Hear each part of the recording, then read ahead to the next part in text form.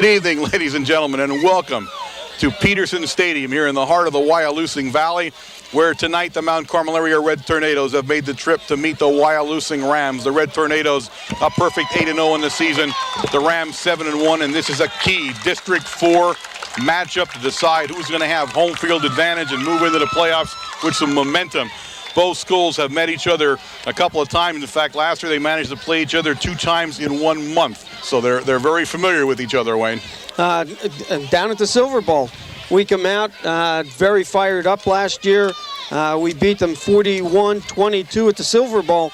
And 3 weeks later, we come back up here to Wyalusing, and they gave us everything we could possibly handle, running some of those strange offensive formations that we had seen in the second half. The Lonesome Polecat. The Lonesome Polecat. And we ended up with a 13-8 win right down to the wire. Everybody was certainly sitting on their seats for that one. An excellent game. This is a very, very good team from Wyalusing. Again, as you had stated, they had lost to Montoursville. I think it was 21-8. It was one of the very first games of the season, and every game since they've gotten better. Last week they had played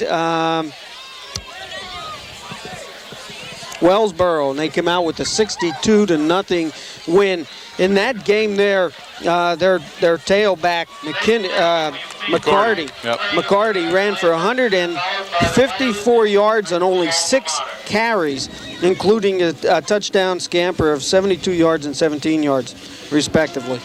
Well, a team, Montoursville, a footnote to that loss is Montoursville, of course, is undefeated, and they're meeting Cities Grove tonight, so that's not a shabby team they lost to, and they were in it for most of the game. They, of course, have high hopes.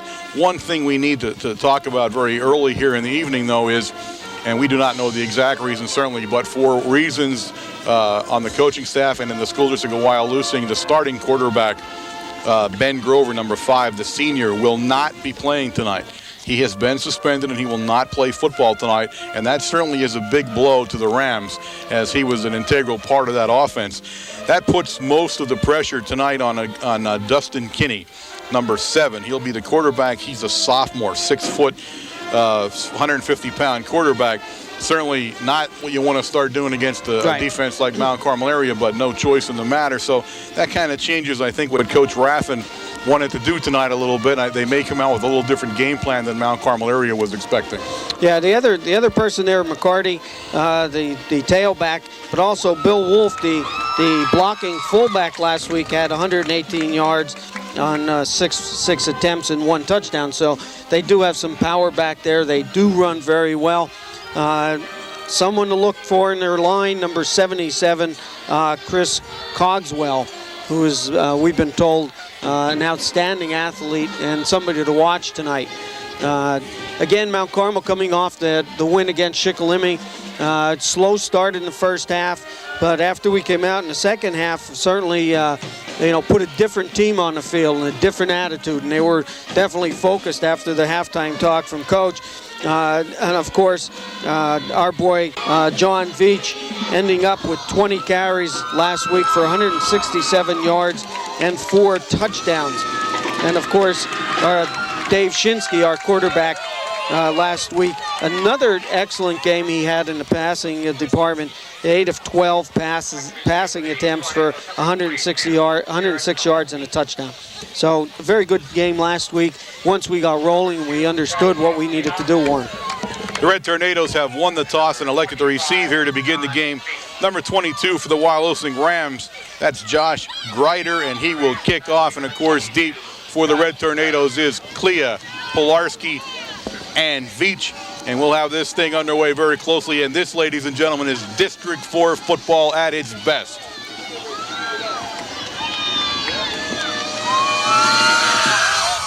A squib kick down the middle. It's going to head to number 31, Brown, who picks it up and heads upfield. Brown's going to take it up to about the 37-yard line or so, where it'll be 1st and 10 for the Red Tornadoes. You see, Brown was not hesitant on taking that ball and moving upfield with it. Even though he's a lineman, we have to remember that Dave has been in that power backfield and is not afraid. Coach is not afraid to give them the ball. We've seen him in the beginning of the season carrying it as a fullback. Now, one thing you notice, the Rams are a smaller team tonight. They're not a real big squad, but what they are is probably the fastest defensive team we've played all year. So they will move to the ball very closely. Watch number 20, McCarty, in the defensive backfield. He's the guy you want to keep your eye on. Veach on the first carry from scrimmage. Veach pops it over the 40-yard line to the 42-yard line. Gain of about 5 on the play. It'll bring up a 2nd down and 5 for the Red Tornadoes. They will come out in a 4-3 defense, 4-4 defense, depending on what we are setting up and how we set up. They will shift their linebackers, cover different people. That time they double covered over here on Clea towards their own bench. Shinsky brings them up. This time Ziegler right up the middle, and Ziegler's free. The fullback is free, and he's heading downfield. A big gain for the fullback, brought down by McCarty there at the very last minute and saved the touchdown, but Ziegler on a big run. You see number 38 there, Mike Wolf, the outside linebacker, didn't know who to cover that time. He was trying to go out with the slot man. They were chasing him back in, did not get back into position. The 2 linebackers in the middle vacated their area for Ziegler to bust right up through. 1st and 10 for the Red Tornadoes from the Wyalusing 26-yard line. Pass play, looking for Clea. He's got him on the sideline. And Clea brought down by number 14 for the Rams, Sean Gamble, but not before he gets very close to the 1st down. About a 9-yard pass play for the Red Tornadoes. It'll bring up a 2nd down and 1 now for the Red Tornadoes. And how many times have we talked about Josh this season, his perfect patterns that he's running. Little hook pattern, 9 yards, 7 yards downfield, come back 2, catch the ball, and you're looking to break away. Shinsky brings him up. A lot of movement in the backfield as Veach comes around the end. Veach looking for an opening, continuing to bob and weave. Veach takes it down to the 5-yard line where it's 1st and 10. Mount Carmel area on the Wyalusing Ram 5 here at just 10 minutes and 23 seconds here into the 1st quarter. So Mount Carmel coming out and making a statement on offense right now and telling the Rams they're going to have to tighten it up. Well, that play there, we've seen how we shifted everybody to the outside. And again, take a look at Wyalusing's defense. They just do not know how to set up to that slot man. They gave us the wide part of the field, and that's exactly what John was running for. And he also had Clea out there blocking for him. Got the power backfield with Brown inside, and Veach is going to follow both of them. And score. Touchdown, Mount Carmel area Red Tornadoes at the 10-18 mark of the 1st quarter, and they draw first blood here in this District 4 contest, 6-0, and we'll wait for the extra point. What more can you say about that drive, especially with the blocking backs? Now, in the last couple games, we set up that power backfield. John ran to the right, lead blocks went straight ahead. This time he followed them straight through. High snap, Shinsky takes it, he's under pressure. He throws it into the direction of, and he's got it, it's good. I don't know who caught it, but I'll wait and see who gets up. And that's...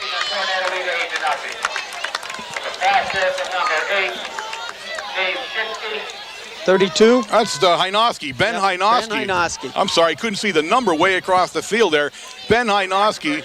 Shinsky showing great poise, Wayne, and hitting Hynoski for the 2-point conversion. And I'll tell you what, Dave had a lot of pressure on him coming from that left side, and all Dave did was just held on to the ball just long enough, saw that Ben was open down there in the corner and hit him. So very quickly, Mount Carmel area on the scoreboard at 8-0, and the Rams here have been stung early and need to quickly turn around and get some momentum going their way. John Veach. I'm sorry, you're right. Ladies and gentlemen, this is something that you may not know. John Veach came into this contest with 76 touchdowns in his career. He has now broken the Mount Carmel area touchdown record for a career. He beat Gary Dimnick's career record set in 1969. So there it is. John Veach now holds the all-time career touchdown mark. And later on, we're going to tell you how very close he is to the all-time points mark. McCarty keeps it, number 20. He's the guy you got to keep your eye on. He breaks through, down along the sidelines, and brings it all the way up to about the Ram 37-yard line, where it'll be 1st and 10. Nice return by McCarty. Now you see what he can do when he gets out into the open. He got hit back on about the 20, 25-yard line. It was a good stick, too. Shook that off and picked up an extra 7 yards downfield. 1st and 10 for the Rams from their own 37-yard line. Kinney, the sophomore, will bring him up. He's going to have McCarty, number 20, in the backfield, and he's also going to have number 32, Bill Wolf. Wolf, more of a fullback type of player in the Ram backfield.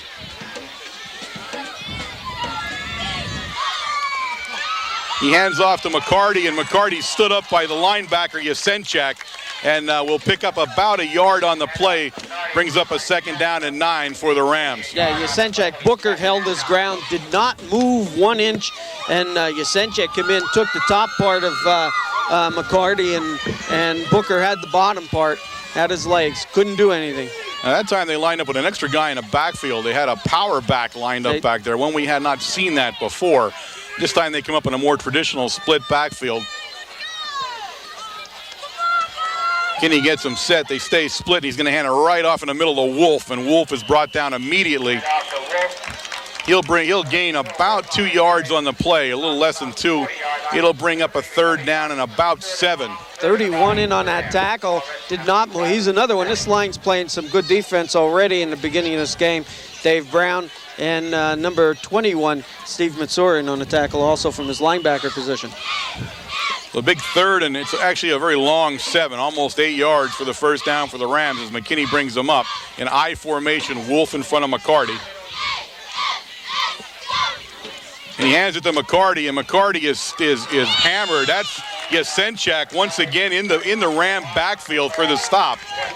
And see who came in and really finished him off. Number 21, the speedster from his linebacker position. Excellent shot there, and that's Steve Matsur. I'm just impressed with Steve and how quick he is for his size in that position. And did you see Yasenchak though actually drove his blocker into the backfield and knocked over the runner? So it brings up a 3rd or 4th down and about 10 yards to go, a 3-yard loss on the play. Clea and Veach are deep for the kick. Number 81 kicking, that's Worrell. And nice Worrell's kick's going to be a nice kick as Veach had to finally let it go there as it hit on the sidelines. And the ball's going to be down all the way down on the 17-yard line of the Red Tornadoes, where they'll take over 1st and 10, but an excellent kick by Worrell. Yeah. I was surprised there. He was aiming for the sideline. He would have put it out at about the 25-yard line. It hit about 2 yards inside the field, and it curled back towards the center. And, of course, John couldn't do anything with it. So the Rams moved on easily in the 1st possession by the Red Tornadoes. They need to tighten up defensively a little bit, and we'll see how they react to Mount Carmel area's offense here. It's going to go right up the middle to Ziegler, the big guy, and Ziegler pops it up over the 20-yard line to about the 23-yard line, where it'll bring up 2nd down and 4 for the Red Tornadoes. I hope Ziegler realizes the impression that he puts on his defense all the time. Every time he carries the ball, everybody's looking for Veach and keen on Veach. We've seen that. In fact, on the last carry, you could tell exactly what they were doing. And Ziegler just loosens up that defense for the whole offense first. This time it's Veach right up the middle. Veach is loose on the sidelines. He's going. Number 81, Worrell, has the only shot at him. He turns him but misses. There it is, ladies and gentlemen. John Veach on a what was that? He's on a 23-yard line there, right? 23-yard line. So a 77-yard run for John Veach. That sets the new record. There it is, ladies and gentlemen. The most points scored by anybody in Mount Carmel history has now been set by John Veach. 2 of the most untouchable records you would ever find were set here tonight in Wyalusing, and you got to see it.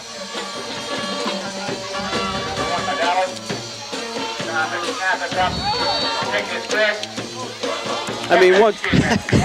I don't know what more. I mean, he deserves it. John deserves every accolade he gets, all the credit his kid deserves, and it just boggles your mind what he has done.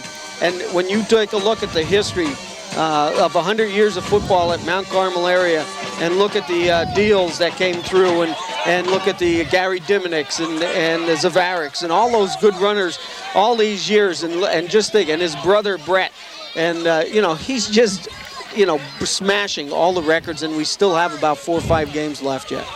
So Mount Carmel area football has a new leader again in Veach as he's smashing every single record here.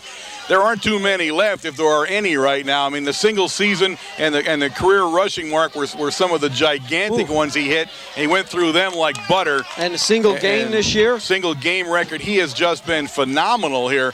You are truly watching one of the finest athletes ever to wear red and white at Mount Carmel. Yasenchak will tee it up and kick deep. Go straight down the middle in the direction of number 22, and that's Greider. He hands it to McCarty, and McCarty has a seam, but Yasenchak, the kicker, says that'll be all there'll be. McCarty takes it up to about the 31-yard line where it's 1st and 10 for the Rams.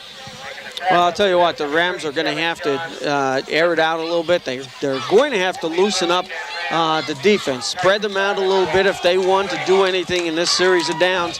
Offensively, we're just busting some holes in there. Two scores in 2 quick series, 7:15 left, and we're now leading the game 14-0. Yeah, very quick scores, fully half the quarter left, and the Rams are in trouble already as they take over 1st and 10. He's got Wolf and McCarty back there, and he hands it off to McCarty, and McCarty is stuffed at the line of scrimmage. He'll gain no yardage. Ziegler getting up off that pile there to make the tackle, and Matsura, number 21. 2nd and 10 now for the Rams, as the Mount Carmel area front wall, at least, has been very stingy here on defense. Well, it seems like they're running, their power seems to be an option type play where they have 2 dive people coming up and a trailer in McCarty. Yeah, it looks very much like an option, although we haven't seen Kinney get outside yet. I don't know if that was by choice or they just don't do it that way. I don't know. This time we pitch it back to McCarty, and he is stopped by Lentini. Lentini and Ziegler, but Lentini upended him. No gain on the play. 3rd and 10 now for the Rams. That had to be a read by Lentini because Lentini shot from his corner position. Didn't even stop to see anybody. He was on a mission just to break up any type of lead blockers there were coming to his side of the field. So the Rams need to find a key to unlock the defense with a big red as they're having all kinds of trouble moving the ball. It brings up 3rd down, and I would say 10 still. The scoreboard's saying 11, but it's a good 10 yards for the 1st down.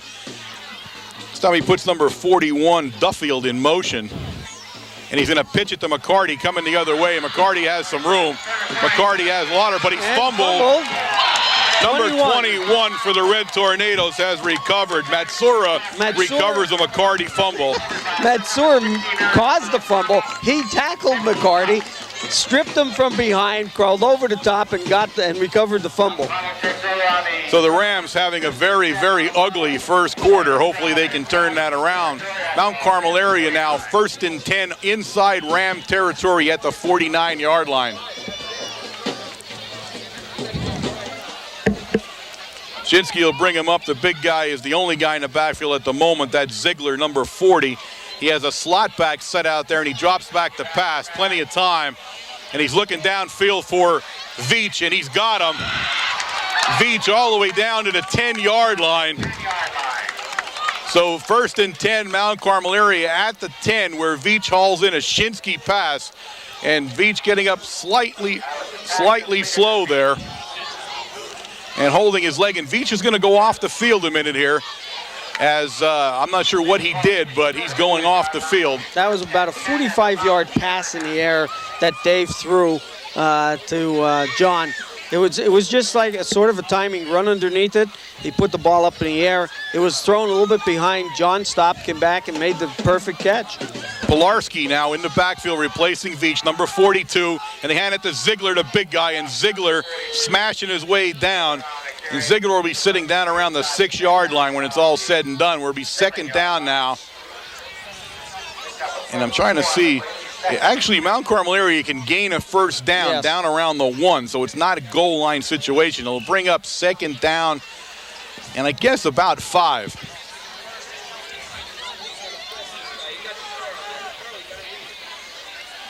Pass play, and we're looking around, well covered by the Rams. And the Rams, they send it out to Ziegler, and he slips. But a nice play by Shinsky, and shovels it to Ziegler, who falls down at the 10. It'll bring up 3rd and 10 now. for the Red Tornadoes. Wyalusing very good on the coverage that time of the Red Tornado pass play. How would you like to be Aaron out there? Coming back to block for Dave and pick somebody up, and all of a sudden he wings the ball at you. So that was definitely a sketch play as Veach now comes back into the ball game for the Red Tornadoes. Pilarski out. And we'll line up there in the power backfield, Brown and Ziegler as the two power backs with Veach behind them. And everything's going to go left as Veach tries to pick his way through there, and he's not going to get down to the first down even. No, but he gets back to about the 4-yard line. Now that time, Wyalusing tried to string it out, but as they were stringing it out, they were going back towards the goal line, which gave John more running room and more room to cut back a little bit on. So Mount Carmel area now looks like they're going to go for a field goal, and they are as Medalis trots on the field. They'll go for the 3-point field goal here. The ball's sitting right along the 5-yard line, Wayne. And he can do it. This is his distance. In fact, he kicked one a little bit further back, and it was only an extra point. Snap is back and good. He has it up, and it is no good as he continues to push it to the right a little bit all the time. So Mount Carmel area turned back at the Wyalusing 5-yard line. The score remains Mount Carmel area 14, the Rams 0 at the 3:24 mark here in the first quarter. Boy, did the offensive line and the defense, well, I mean, what more can you say about these two teams? Definitely look like a different team coming out than what we had seen last week. Talking to Coach at Supper Club last night, and what he had said was a different practice during the week, definitely. Everybody was, tuned in to what needed to be done this week. The Rams need to call a timeout as they were having trouble getting the right amount of people onto the field. Number 77 jogs out there, and I couldn't imagine how Cogswell wouldn't be in the lineup unless they had him out for a reason. So a costly timeout wasted here at the 3:24 mark as the Red Tornadoes now have taken a knee. Again, this game going hopefully the way the Red Tornadoes wanted. It's a key game in District 4 for home playoff advantages and that kind of thing. Of course, Mount Carmel area steps out of District 4 2A next week and plays the unbeaten, at least we think they're unbeaten, Seals. Wyalusing on the other end has a very big District 4 AA matchup with a rival in Towanda. Towanda, who's undefeated at this point in time. And, everybody's looking for some points here because, as we know, depending on what goes on at the end of the season after next week, one of the teams in this district could be bumped out of playoffs depending on what occurs and how many points they have. Right. And I think it's a District 1. Is it a District 1 team that can bump anybody? Actually, there's a couple of districts that can bump, I think. So very, very important here on who wins this game, and of course the outcome of both of these squads' games next week. So a lot on the line here as Wyalusing brings them up 1st and 10, and Kinney's at the line there. Kinney pitches it back on a play that has worked before, and that's going to go to McCarty. This time the Red Tornadoes are there for it. Yasenchak coming off the bottom of the pile along with Booker. And Dave Brown, number 31. Pickup of about 4 yards on the play. It'll bring up a 2nd down and 6 for the Rams. Second and long, at about the 24.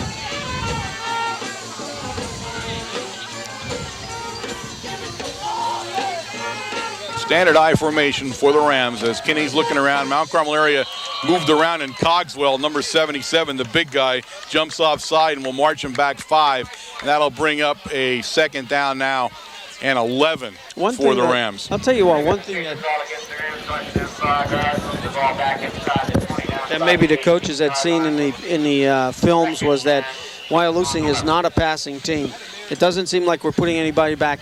That time, number 26, Lentini and Vincey Yasenchak were jogging up in the front, jerking around like they were gonna blitz. Well, obviously with Kinney, you're not sure if they are a passing team right now as the sophomore. He hands it off to McCarty, and Yasenchak is going to have a hold of McCarty there as he crosses over the 20-yard line to about the 22. Yeah, quick, and that's all they're doing is just some quick dives, the one pitch to the outside, and that's their bread and butter, apparently, going either to the right side of the offense or to the left-hand side. But I guess you're right. That does take into account. Now you have a sophomore, Kinney, in there quarterbacking, and that does make a big difference. I'm sure they got to be very careful, and especially down here. I doubt they're going to let the sophomore try to pass down here, or if they do, it'll be a very safe pass. You can see the Tornadoes crowding the line. He does. It's a bounce pass to 41 Duffield. And Duffield's going to pick up the first down. He's taking the ball all the way up to the Wyalusing 38-yard line, where it'll be 1st and 10. A nice play, Great. a nice safe play by Duffield and Kinney.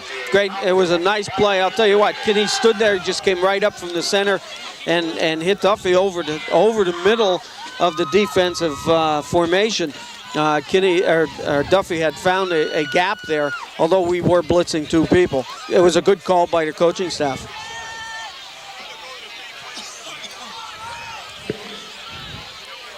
First and 10 for the Rams as Kinney gets him up, and Kinney's going to hand it to McCarty again. McCarty finds a small opening, but Yasenchak once again brings him down as McCarty takes the ball up over the 35-yard line to about the 37-yard line. I'm sorry, we're over the 40 now. I'm sorry, it's the 42. I see Josh Clea coming back in. Number 42, we had missed that. Number 42, Pilarski, Jared Pilarski was in playing the defensive corner position there. So 2nd down and about 6 now for the Rams from their own 42-yard line. And this time we have that big backfield in there. 65 Cook is in the backfield, the big guy. Now Carmel area, knowing they're going to run, it's quickly up the middle to Wolf. And Wolf's going nowhere. Gain of about a yard on the play. Well, he gained about 2, actually. That's for a lead fullback. I'll tell you what, he was very quick getting through the line there into the linebacking position.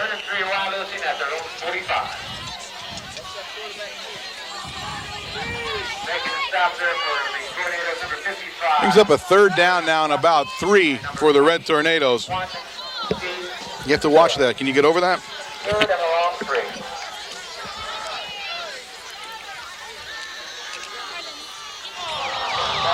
He's set up now. That was the end of the first quarter. Remind everybody that you are watching WKMC TV. We are broadcasting directly from the campus of Mount Carmel Area High School every Wednesday night at 8 o'clock, Channel 13, courtesy of the Service Electric Cable System. We are an instructional fixed television service. The Rams in punt formation. Worrell gets her off, kicks it in the direction of Veach, right along the sideline, and Veach will be taken out of bounds down there. Ball will be set down about the 26-yard line where it's 1st and 10, Red Tornadoes. Very smart play by Veach. Catches the ball on about the 25.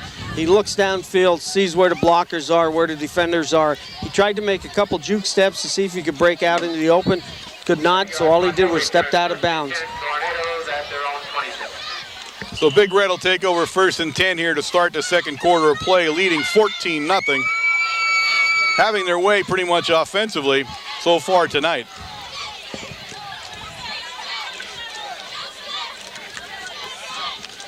Hands it to Veach, and Veach turns to change his direction because in the middle there, and I can't see 38 for the Rams, and that's Mike Wolf. Yeah, Mike Wolf, he's a junior. He's their their outside linebacker came up. He didn't even go for the block, go for the fake. He mirrored where Veach was going and stepped right up into the hole. So loss on a play of a yard for the Red Tornadoes brings up 2nd down and 11 now for Shinsky. And Shinsky's going to look back and pass. Plenty of time. He looks over the middle. He was high looking for Clea, although Clea was well defended that time by the Rams. Number 14, Gamble, and number 20, McCarty on the play. So well defended again by the Rams. It brings up 3rd and 11 now for the Red Tornadoes on their own 25-yard line. The offensive line for the Tornadoes is giving Dave so much time back there. I mean, he's sitting back there and he can throw it to anybody he wants to. It's unbelievable.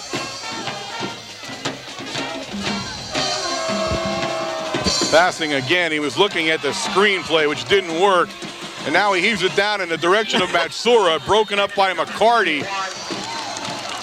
And Mount Carmel area will be forced to punt for the first time this evening, and the Rams have stiffened on defense. I'll tell you, Dave, when you watch that replay, take a look at Dave Shinsky. He's looking to the right, and we set up the screen on the left-hand side of the offense. He looks over and seeing that Matsura was covered and did not throw the ball. What a heads-up play. So Shinsky, high snap, flags on the play, and Shinsky lets it loose. Ooh, nice kick. Punt. It's going to hit down and bounce, and Worrell picks it up. Worrell will actually lose a yard on the picking up part of it, but they'll blow that dead down at the 35 or 40-yard line. But a penalty flag on the field, and we'll wait and see what that's going to be. We got motion against the Tornadoes. So we're going to probably, I think Coach Raffin's going to want to re-kick. And he does.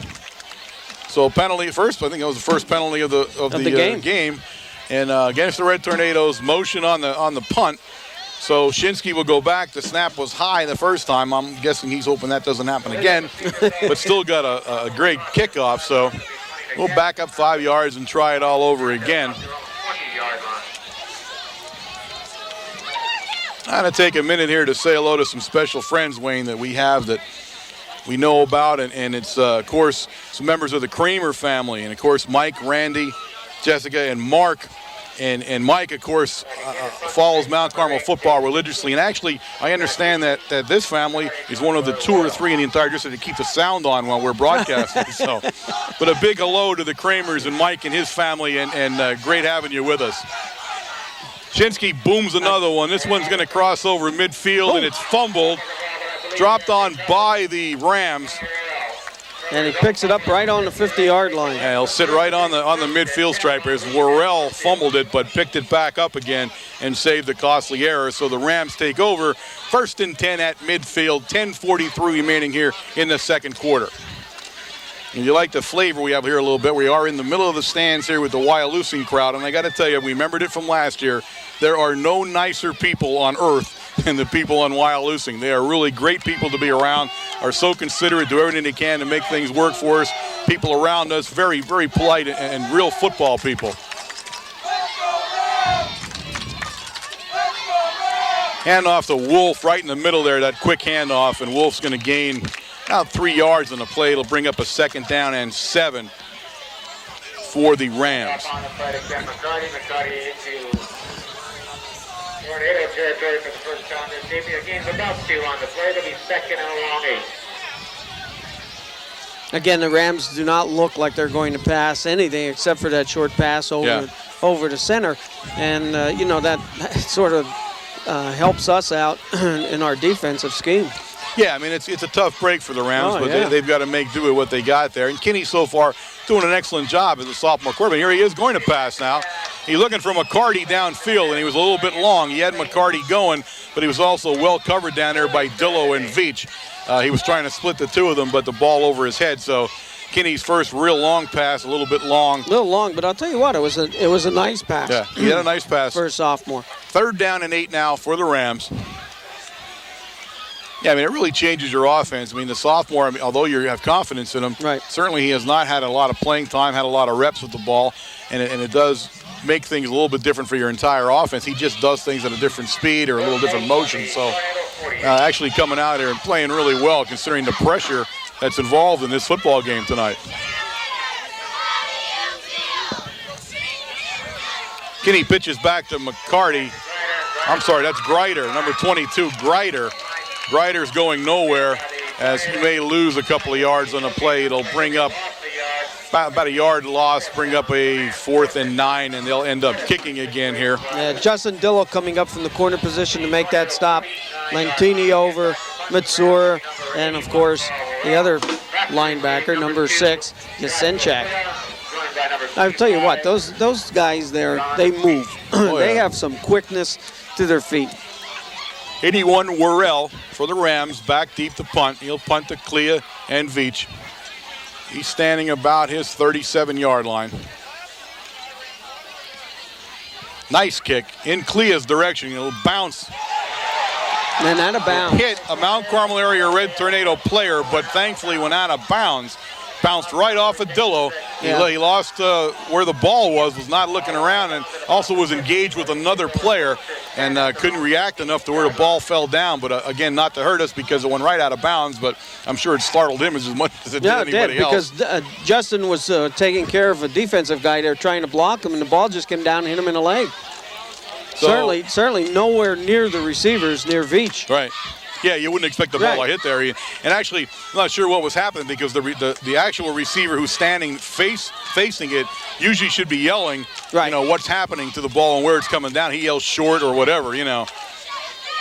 Shinsky goes back. I'm sorry, he gave it to Ziegler. Ziegler pounding along the sideline. He'll pick up the first down and do some damage as usual. Number 14, that's Gamble on the stop for the Rams, but Ziegler gets loose there and starts rambling again. I'll tell you what, Ziegler made a nice play there.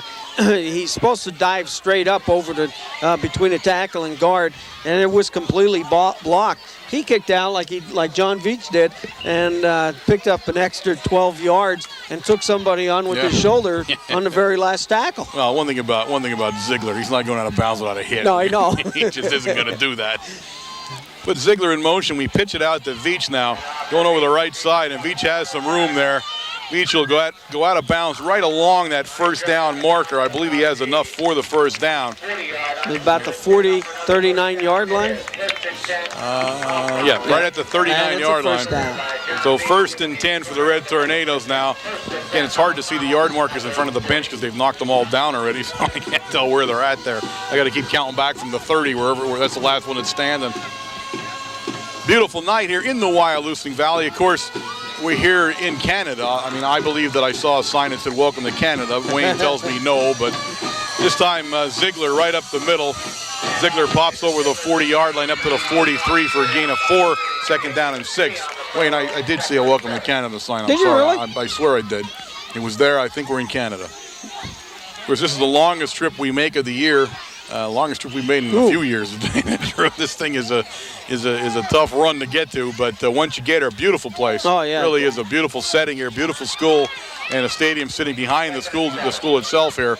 But once you get here, it's a nice place to be. Veach up the middle. Veach continuing to move there.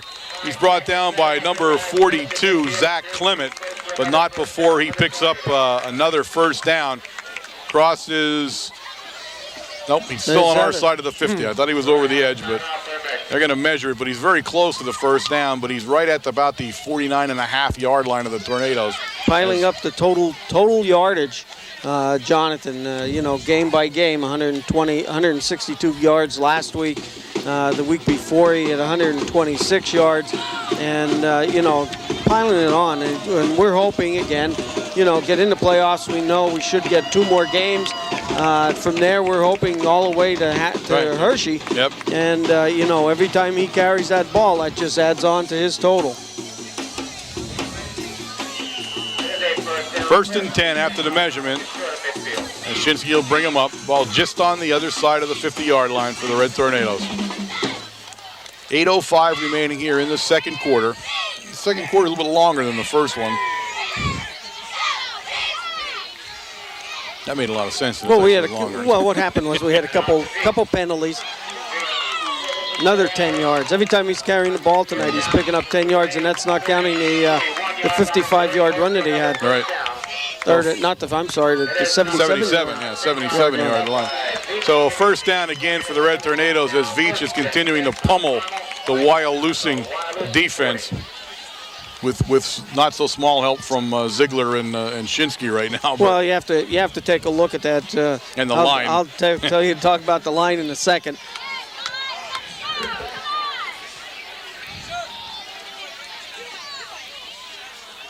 Inside handoff, that time to Pilarski.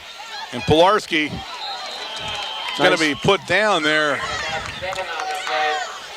right along the 33-yard line. A 7-yard gain for Pilarski. Nice. He's up 2nd and 3. Nice run, nice blocking.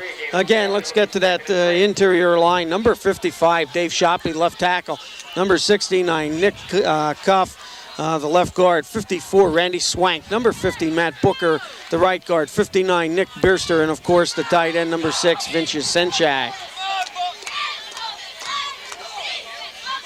This time we're right up the middle with Ziegler, and Ziegler pounds his way down to the 25-yard line where it's, again, 1st and 10. And this is another long Mount Carmel area drive as they continue to move the ball with ease against this Ram defense. Now we got the split end number 2, Josh Clea. Number 37 every so often comes in. John Kerpridge, the slot man. Number 21, Steve Matsura. Of course, number 40, Aaron Ziegler. And number 25, John Veach. So you got Lentini and Clea all the way to the right there, and this is going to be another run for Veach as he picks his little lane there then, and still on his feet, and he's all the way down inside the 20-yard line, about the 17-yard line of the Rams. It'll bring up 2nd down and 2. You watch on that pitch play, he gets out there and he's looking, and you think he's going to run towards the sideline for an open area or run to the back into the center of the field. It looks like he picked about the center of that 6 or 7 guy mass that was out there in front of him, and he says, I'm going right through the middle. Yeah.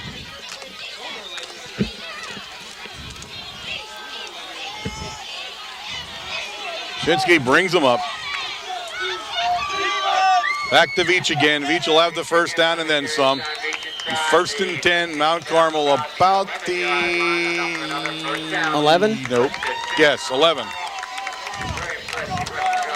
Right around the 11-yard line. 1st and 10 for the Red Tornadoes, as this has been a pretty methodical offensive march down the field here tonight. Every time they've touched the ball tonight, the first 2 times, the first time they drove all the way down, John scores, and the second one was on that long run. Ziegler, of course, picking up that beautiful fullback dive play where he picked up tons of yardage right through the middle also. So yes, we're doing some good running tonight, some great blocking in the middle of that line.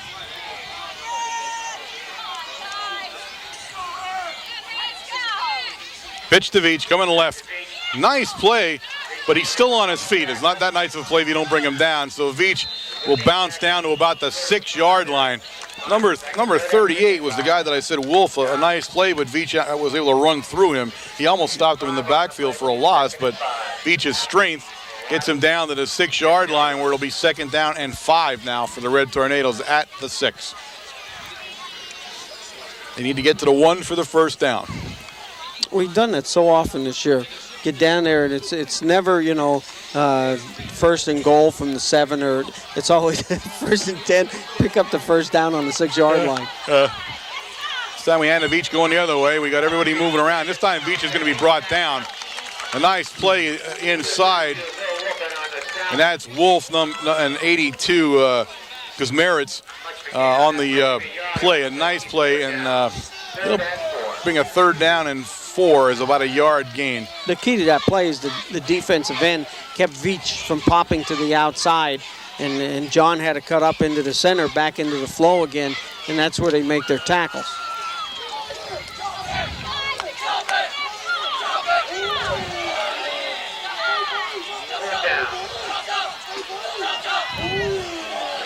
So we send Veach in motion there.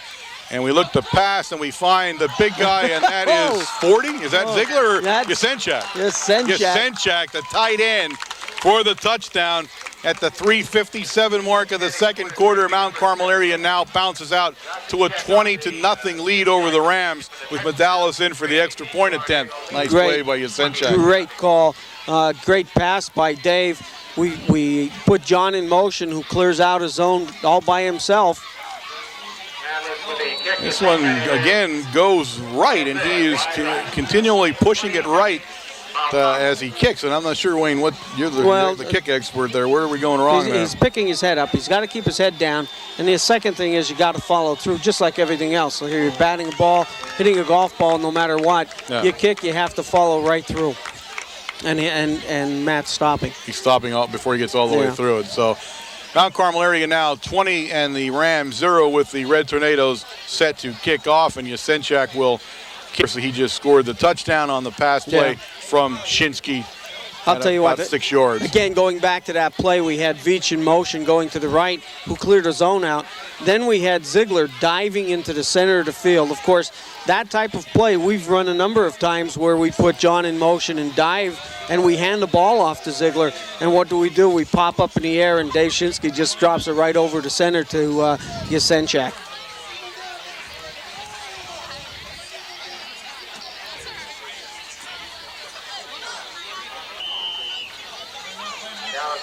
But Dallas kicks off, not Yasenchak, as he gets a rest, I guess, from the touchdown.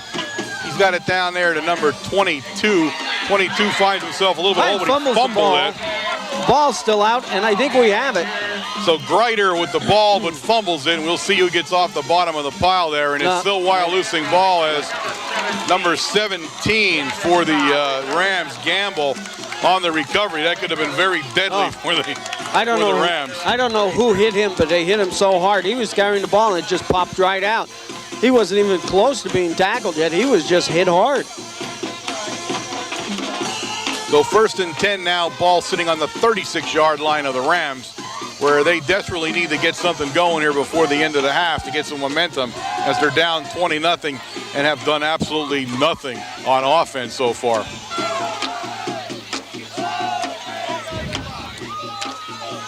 Blitz, and there you had it. That's Matsuri. You saw it coming. He knew the play, and he puts Wolf down before he ever gets a chance to get running. Loss on the play of about 3 yards. It'll bring up 2nd and 13, but there he is. There he knew the play. I'll tell you what, you take a look, and what I'm laughing at is how quick Matsuri is to get in there. The lead blocker, the fullback, who was supposed to pick him up as a blitzing linebacker, didn't even see him, pass him by. That's how quick he was, and he makes the tackle in the backfield. So 2nd down and 13 now for Kinney as he brings them up, and they are having their problems offensively tonight. Kinney's going to drop back to pass, and he's looking plenty of time. Looks down the field. He was trying to find number 20, McCarty, but he was well covered down there. Yeah, Jusenchek was there. John Veach was there. And I think Justin Dillon, number 85, was all in that vicinity. So 3rd and 13 now for the Rams. Duffield will bring the play in for Coach Raffin. But they certainly have had very, very limited success offensively. They are protecting the quarterback well. Yes, they He has are. not been under any kind of pressure so far. But again, I guess a little jittery himself, starting a game like this, and then the big defense against you.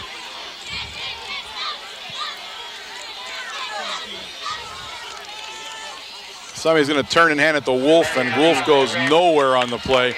And that's number 31, Brown. Oh, Brown made the tackle that time. The big nose tackle whacks him down for a loss on the play. Be 4th and about 14 or 15 now, and Worrell will be in punt formation. Mount Carmel calls timeout, save a little bit of time on the clock, put another drive together, and hopefully before the half, punch one over. So the Rams need to get into the halftime and regroup themselves a little. They have had a very tough going here on offense. In fact, when you see the statistics, I think at the end of the half, and we go into that second half, when you start seeing them, they're going to be pronounced. Sometimes the game, they don't look like the game score, but I think they're going to look very pronounced as to why it's 20-0 or whatever it'll end up here at the end of the first half. They have done very little, and we have run all over the field offensively, both running and passing. Well, I'll tell you what, the defense for the Tornadoes is definitely, both defense and offense. I mean, coming off of last week, this team has really turned it around. This looks like the team that played against Allentown Central Catholic and played against Marion. I mean, that was a beautiful game up at Colt Stadium. Right. That was a near perfect game. Yes, it was. At Colt Stadium, as they ran the Colts right out of their own stadium on homecoming up there. So Worrell has it. No pressure this time. We've decided not to pressure them. We're setting up a block. Clea will go down almost where he catches it, about the 38-yard line of the Red Tornadoes, where he'll take it over 1st and 10. They did have a wall set up in front of the Tornadoes bench. That's the reason why there was no pressure on the punter. The only thing is that when Josh caught the ball, he was supposed to cut back over to the right side, but there was a defender blocking him from going over there. And, Josh decided which was the only thing to do is to run straight ahead. Oshinsky will bring him up here at the 2:44 mark of the second quarter. Clock stopped and will start as the snap, and there it is. And you see a pass over to Clea, and it goes right through him. So it'll be incomplete. 2nd and 10 for the Red Tornadoes. Great supper club last night again, Wayne. Big crowd again. Really enjoying ourselves. Might be our most enjoyable year so far, the way things are going. We really had a good time. We've raised a lot of money. We want to raise a lot more. I want to remind you that those books are still out there, the 2000 statistic books. you want to pick one of those up. All of those proceeds now go to both the Supper Club and the Booster Club, and both organizations dearly need them. Veach on a delay there, and Veach will bring it over the 40-yard line to about the 42 where he's put down. That's number 42 for the Rams, Clement, on the stop. And you can see that everything we heard about their defense. It is a swarming defense. We do get a hold. John did have a nice hole there at the beginning, but they did close it up very quickly. We did pick up 5 yards on that play.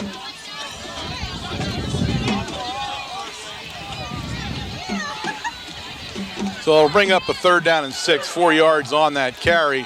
And we're going to go back and look to pass here, and we do. And we're going down the field. Look at Vincey. The big guy, the tight end, is free and loose. And when he's free and loose, that's a dangerous thing. Brought down by Worrell, but not before he carries the ball all the way down at about the 16-yard line, where it'll be 1st and 10, but a beautiful pass by Shinsky and the big guy 6. He's a heck of a target when he's loose. I'll tell you what, Dave Shinsky looks like a seasoned senior quarterback out there. You know, he's looking towards the secondary receivers to the left, and all of a sudden he turns around to his primary receiver, Yusenchek, and hits him downfield. Veach up the middle, and Veach up for big yardage as he goes down inside the 10-yard line to about the 7-yard line, where it'll be very close, if not a 1st down. Wait to see what a 2nd and 1, about 9.5-yard gain. So a 2nd and 9, the clock ticking at a minute 28. Mount Carmel area like to punch one more in here before they go in for the half as they line up very quickly. And this time it's Ziegler, the big back. Ziegler will be stopped along the 5-yard line. So a gain of 2 on the play, and it'll bring up a 3rd and 4 for the Red Tornadoes. But I'm sorry, first down. Yeah, they were very close. So 1st down for the Red Tornadoes. I forgot we were at the marker there. At the minute 13 mark now of the 2nd quarter. And again, the Mount Carmel area Tornadoes now slowing a little bit down, but want to call a couple plays at a time here as they try to punch this thing in from 5 yards out.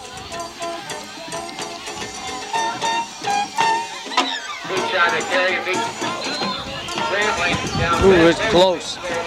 Veach is on top of the goal line, but didn't go in. He's right at about a half-yard mark. Timeout, Red Tornadoes. That's their 2nd timeout. They have one more at the 46-second mark.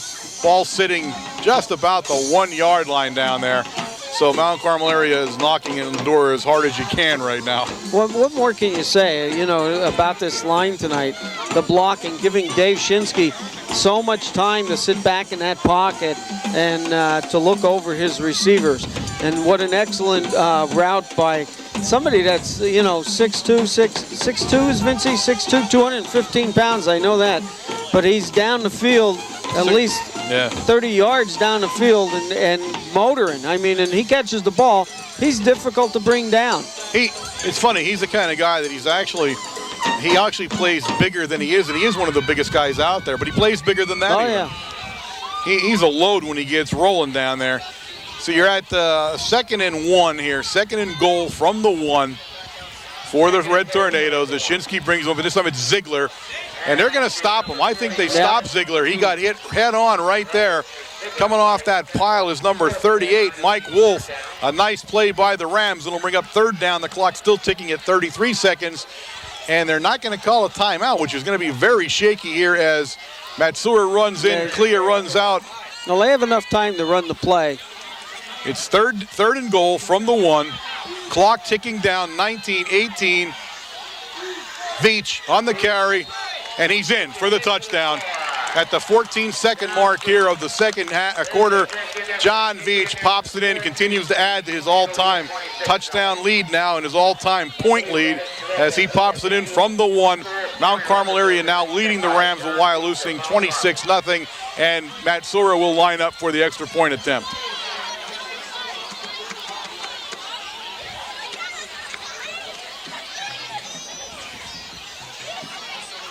This time it's like he got it, and he did. Authority. That was straight. Yep. You're right. That was right on. He looked right at it the whole time. He watched it. It kicked with authority. Didn't mess around. Can't worry about them. You just got to go out and kick them. Yep. So that'll put the score at Mount Carmel area 27 and Wyalusing 0 at the 14 seconds left here in the second quarter of play. and Mount Carmel will prepare to kick off, and we'll see. And I believe it will maybe be Medallas. I'm not sure. I never show kicks until I see who runs in. It is, as he's looking for the tee. So Medallas will do the kickoff chores here, and they kind of, for whatever reason they do that, change back and forth with each other. You know, they might be saying, you know, they're looking at the score of the game. They might be saying, okay, Vince, you know, you've been kicking off all year. If something happens to you, we have to have someone else as a backup. You know, so we get Medallas out there, let him kick a little bit in live action, let him see what it's like.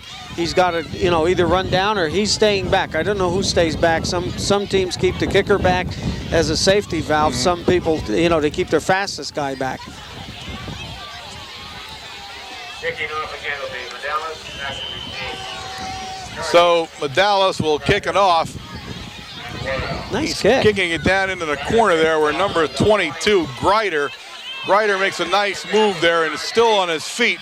And Greider tripped up at the last second there, but not before he brings it up to about the 29-yard line of the Rams, where they'll take over 1st and 10 with 7 seconds remaining here in the first half of play. And I thought I felt a raindrop there, Wayne. I'm not sure. I had some concern there for a second. Yeah, I'm watching the band down here, and they're doing the same thing. They're looking up towards the lights, and it is. If you look at the lights, you can see it raining. And it's actually starting to rain a little harder now, so this could turn ugly in a hurry. 7 seconds left.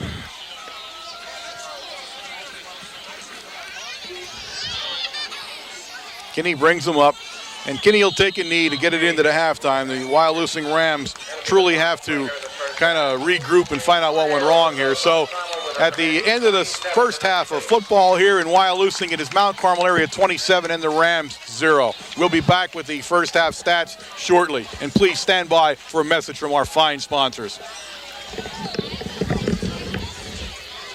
Okay, folks, we're back here for the start of the second half up here in Wyalusing, of course. Mount Carmel out to a 27-0 lead, Wayne, and I peeked at the statistics, and what I was right, they are going to show exactly why that score is that way. You're not supposed to be peeking. I peeked because you weren't here. Oh, okay. And I thought you went for food, and I got nervous. Oh, no. I panicked. No. You panicked. You thought I was going to feed you? Yeah. No. Well, I thought you were going to bring stuff back, not for me. Okay, in the rushing department, you know, and you are right. We have definitely stepped it up a notch from last week. Rushing department, 26 carries for 246 yards. John Veach back to his normal rushing just like he was at the beginning of the season.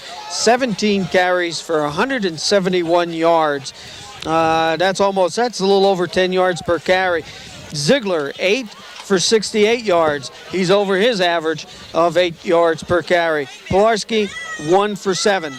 In the passing department, Davis, 3 of 8 for 92 yards. Yasenchak having a great night in the receiving department. 2 catches for 48 yards. Clea, 1 for 9. Veach, 1 for 39 in that long high bomb that Dave had thrown. First downs, 13 for the Tornadoes. On the Wyalusing side in the rushing department, again, you can see how much we have definitely stepped it up on defense now. Also in the rushing department, 15 carries for Wyalusing for 25 yards, passing 1 of 4 for only 16. And the biggest pickup was to their tight end over the middle. First downs, 1 first down for Wyalusing. What more can you say, Warren? I mean, you watch this game right from the kickoff. You can see the Tornadoes come out. Definitely tonight they were focused on what they needed to do. Coach said they had a great week, as we had stated earlier in the game. Great week of practice. They were not looking ahead to anybody else, not looking ahead to any of the playoffs, because they knew darn well that this game is going to dictate what happens to the Tornadoes, win or lose.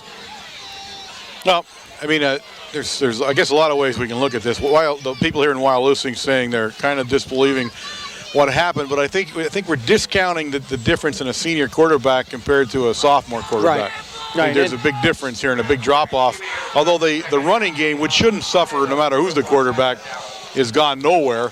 I just think the Rams were just a little demoralized here with the loss of that quarterback so suddenly and so quickly close to the game like that. I mean, they're going to have to come out and do a heroic effort right now. I mean, they were dominated both ways, as you said. And considering what's on the line, I probably would have expected, like you did, a little bit more out of them. Yeah, more of a game out of it. But, you know, like having a sophomore back there, their passing game is right now nil. And, you know, what they're going to do in the second half to change that, I have no idea. And also the defense for the Tornadoes definitely stiffened up in the second quarter. So Mount Carmel area kicks off to start this second half off. They kick down to the Rams, went out of bounds on a penalty. The ball be brought up to the 35-yard line, where it'll be 1st and 10 for the Rams. And I would say that early, although it's early in the second half, Wayne, they need to make a statement here. They need to get some momentum and move the ball. If they end up kicking again down here, I think it's going to be just a long, long night for them. Yeah, they have to move the ball. They have not shown anything more than just their straight dive plays on this power backfield that they are running. Sort of looks like an option. They're running some slots to try to open up the defense of the Tornadoes a little bit. Well, Kinney has them up there. He's got Wolf and McCarty back there, and this one will go to, I'm sorry, he doesn't have McCarty back there. He has number 22 back there. That's Greider. Greider's been in and out of that backfield along with Wolf. He kind of spells McCarty as McCarty was out here on the wing. Cuff on that one, and Yasenchuk rides him down, running to the right. And of course, they split left. They're trying to draw and separate and move, put some gaps into the Tornado defense, and they're running in the opposite direction. That time, of course, it did not work.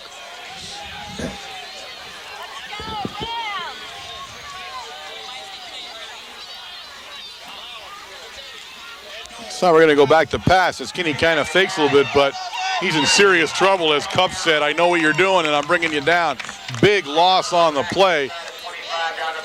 Yeah, he tried to roll out to the left. He was kicked out. It actually wasn't. I guess it was supposed to be a rollout to the left side of their offense. He faked the straight dive up, hoping to hold the linebackers in, but everybody in the pass pattern, they sent 3 guys out. We're completely covered by everybody. Lentini and Veach and Dillo definitely had everybody covered like a blanket, and the quarterback had no place to go but have Cuff right him down to the ground. And also a slow-moving pass play. It's actually 3rd and 23. That loss was gigantic. So 3rd and 23 for Kinney now, and he has to pass, and he doesn't. He hands it off to McCarty, and the Mount Carmel area team had blitzed in there. And what you're going to see is Mansoura got in there, but they touched that face mask, and I believe we're going to see a face mask. Just a touch. Nobody grabbed it, but they touched it, and we'll see what they call here. But I believe that's what it's going to be. It won't be enough for a first down, no matter what it is they do with it, as the Rams were in a big 23-yard hole there. So again, tried to kick to the outside. I don't understand this. They haven't had much success to the outside at all night. And in fact, they haven't had any success in the middle also. But, you know, when you're 3rd and 23 yards, you think you'd try something a little bit different. So a 5-yard face mask, because they said it was incidental, which it was. He only touched it. He never grabbed it. But it'll bring up a 3rd down now and 11. 11. How could it be 3rd and 11, though? It was more than... Where did I miss? It was only a 5-yard mark off. I have no idea. Okay. I don't either, unless it was from where he got touched. Right in the middle there, and he looks at number 17, and he gets him. That's Cobb. A nice little play by the Rams as he fakes it inside and then pops up and throws a pop pass over the middle to the big guy Cobb, and it's 1st and 10. Nice pass, and especially in traffic, because we definitely had him covered a little bit. Dillo had moved up. Mansoura was there, and he did throw it in between a couple people. Nice pass by the sophomore, and great catch by Cobb. I don't know. I don't understand the other play yet, though. When it was 3rd and 23, get incidental face mask, and it's 3rd and 11. I missed that.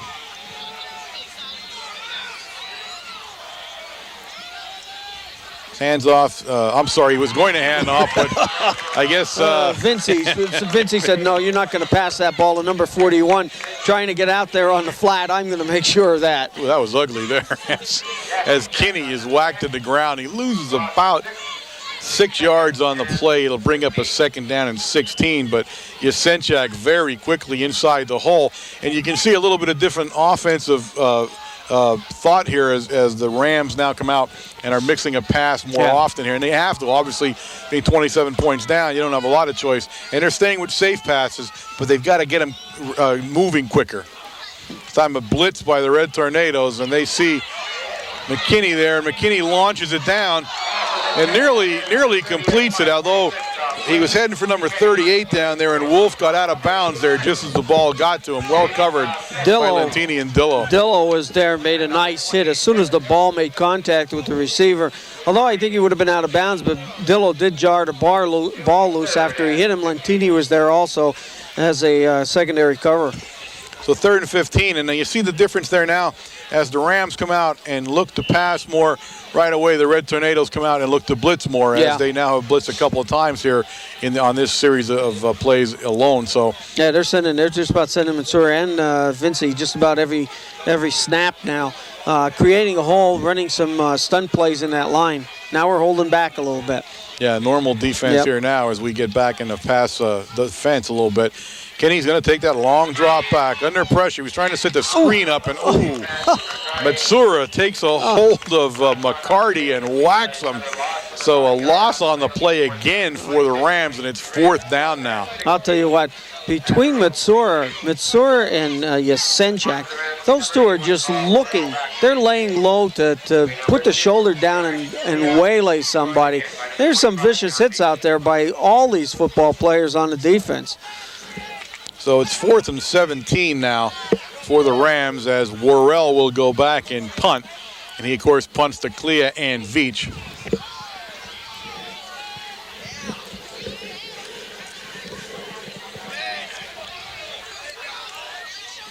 Ball bounces and goes the other way, takes a Mount Carmel bounce. The Rams try to get on it real quick.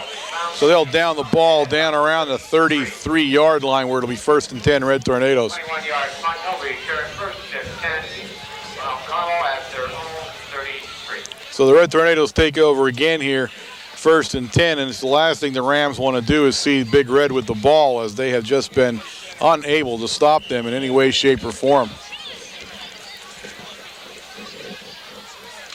Carmel doesn't really have to do anything right now. No. I mean, they can kind of just grind this thing out and go home is what they can do.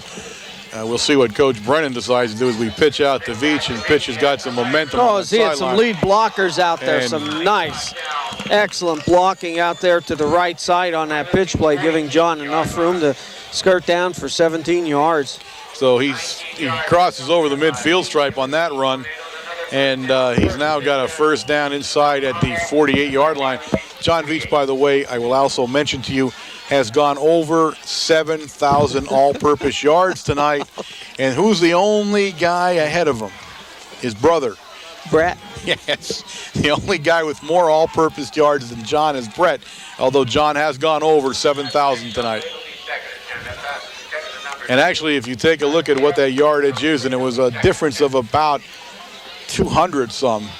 That's another mark that may unfortunately fall here for the record holders as John zeroes in, and probably even more unfortunate for Brett. And that's his brother going to go at it. So, again, just another indication of the absolutely phenomenal year that John Veach has put together here for the Red Tornadoes. You know, it would be amazing to see the number of total yardage from the Veach family in the history of the Tornadoes, because you're talking about, of course, his father, Bob Veach, who ran back in 68, 69, 67, 68, 69.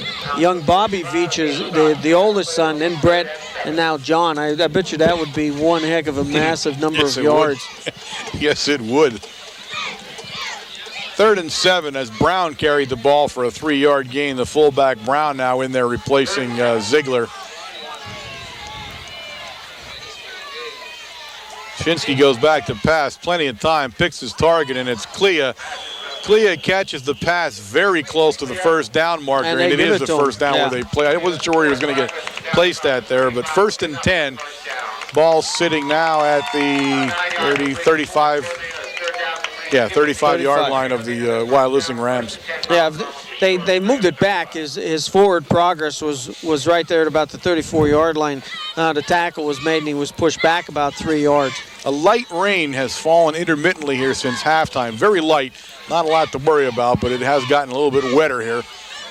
That was out to Lentini that time. Lentini with a quick pass. He picks up about 7 or 8 yards, depending where they place it. It'll be 8 yards on the play, so 2nd and 2 now.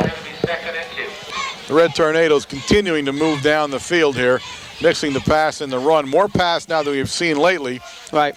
And I'll tell you what, it's great for Dave. He needs as much experience there as possible. I mean, he hasn't done anything wrong, but now you're getting into that part of the season where you're going to need to pass. You're going to see some good defenses, and he's got to read them.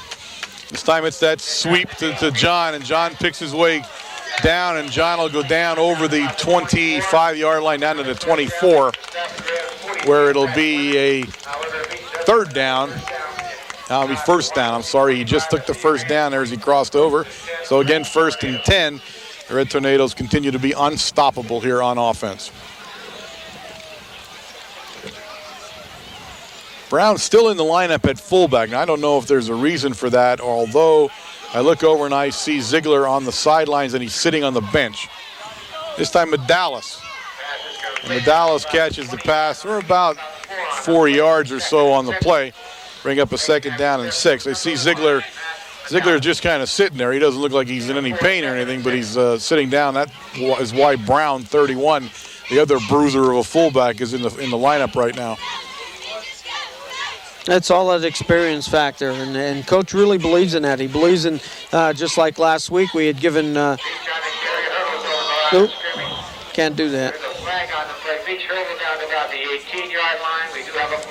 Flag on the play, and it's going to be holding against the Red Tornadoes. We seen last week against Shikalimi where Vince had come in and taken over the quarterback spot and ran some nice plays, great series there.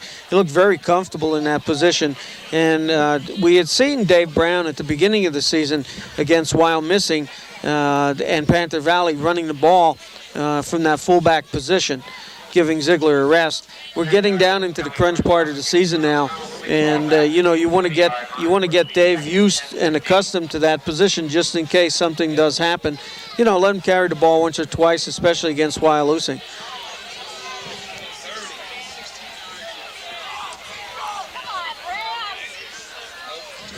So it's 2nd and 16 as Shinsky weighs him down, looks for Matsura.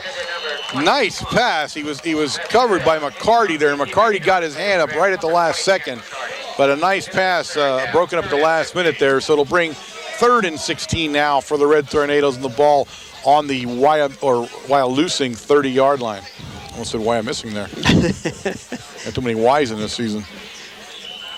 Now you see the amount of time again that Dave has. He's taken now a five-step drop back, setting up in the pocket, and he's being able to read. He has no pressure whatsoever sitting back there.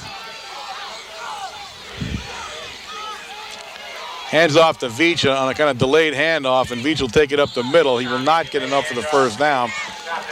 And it'll be 4th down now for the Red Tornadoes as he takes it down to the 25-yard line. Brings up a 4th down. And I'm looking for the yard marker. Where is he? 4th down and about 11. We'll see what Coach Brennan has up his sleeve on this one.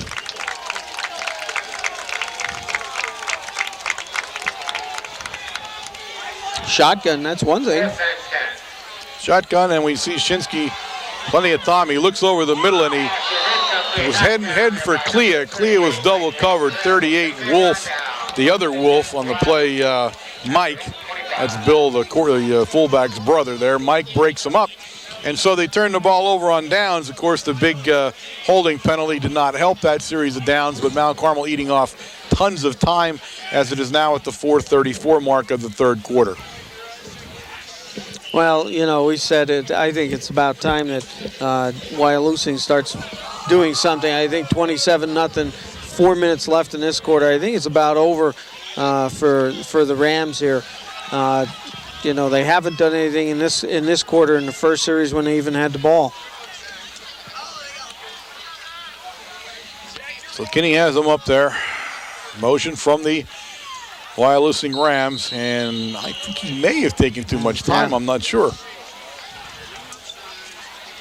That's what it is. I always question too much time when you're actually emotions. I was going to say when you're taking over the ball. I mean, I can see in between that time, but so it is motion there, and it was a long play. I mean, they were stretching it out to get the snap out, and somebody moved so 5 yards, and it'll bring up a 1st and 15. I think it was a tailback had moved to his left a little bit there. Ball's down at the Wyalusing 20-yard line now.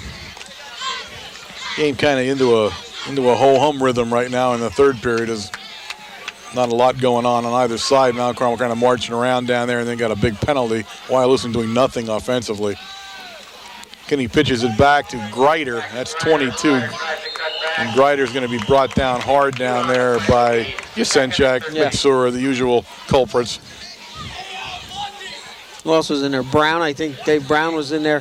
And Ziegler, number 40, turned that play up. They were trying to kick to the outside, and he turned them back into the center. And it's exactly what the defensive end is supposed to do on that play. So 2nd down now and 13, a 2-yard gain for Greider.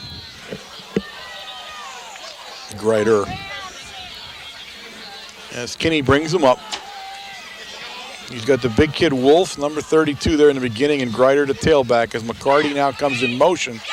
I'm sorry, that's 38 in motion. That's Wolf. But a quick handoff up the middle to the other Wolf, as there are two brothers playing here. And he picks up another couple of yards. Oh, that's a fumble. And he fumbles. And Josh Clea recovers the fumble. Apparently, he'd fumbled the ball even before he got close to the line of scrimmage. It must have been a miss handoff there between the quarterback and the dive man. But the ball squirted all the way back about 3 yards into the defense, and Josh Clea jumps on it and recovers the ball. Not a lot of good things happening here for the Rams tonight. That was the latest problems that they've had. So Mount Carmel area takes over 1st and 10 on the Ram 27-yard line. Pitch it to Veach. Veach will cut it upfield, which is a play that's been working well for the Tornadoes. There's a lot of blocking out there on those sweeps. Kind of a pitch sweep formation there. Yeah, Mitsura leading the play there. Number 21 leading the blocking. And I think Booker was out there also, number 50. 5 yards on the play, 2nd and 5 for the Red Tornadoes. Well, you know when you pick up 5 yards on that play that you got some fine blocking going on the outside. They're trying to keep John to the inside on those, but there's just no way. He's just too quick. He's catching the outside, and he has that blocking to do it. Quick pass out there to Clea.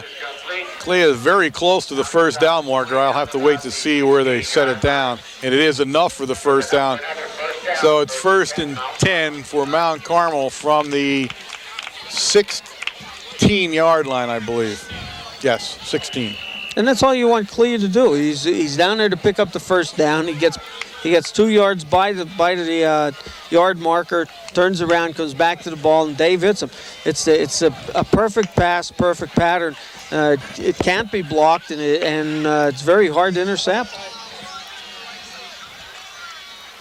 Beach again with the ball right up the middle there. He cuts around that guard and tackle slot. Picks up a nice yardage on the play. It'll bring up a 2nd down and about 3. It's a 7-yard pickup for Veach, and he is just running with such authority. I mean, he is just whacking his way down the field. He's got an open 5, 6, 7 yards, and then the last 2 yards, you can see him dipping down and ready to explode as soon as he's ready to hit the defender.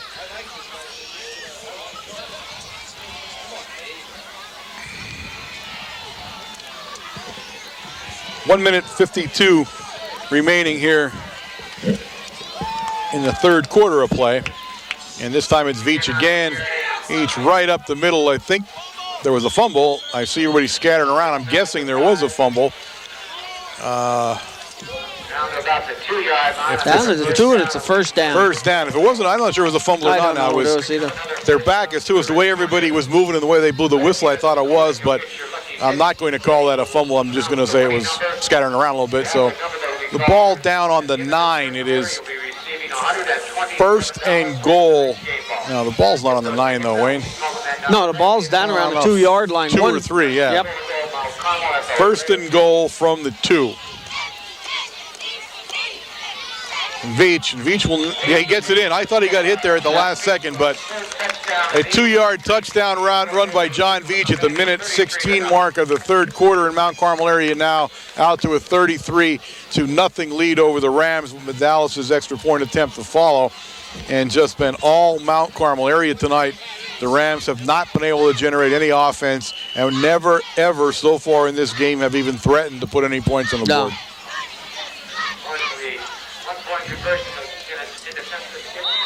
And it's he good. He got it. He bounced it off the, bounced it off the other upright. He went the other way that time, but got it in. And you take them any way they come there. Is that when he rifled it up there? Bounced it off and in. So at the minute 16 mark, the score now, Mount Carmel area 34 and the Rams 0. Take a minute here to tell you, people, that we are, of course, WKMC TV. We are the broadcasting arm of Mount Carmel Area High School. We are broadcasting directly from the campus at Mount Carmel Area High School. You catch us every Wednesday night at 8 p.m. on Channel 13, courtesy of the Service Electric Cable System. And of course, we are an instructional fixed television service. And remember, ladies and gentlemen, at 7:30 a.m. of every school day, WKMC TV is live on Channel 13 at 7:30, live. You know everything there is to know about Mount Carmel area by tuning in, so wake up and get there.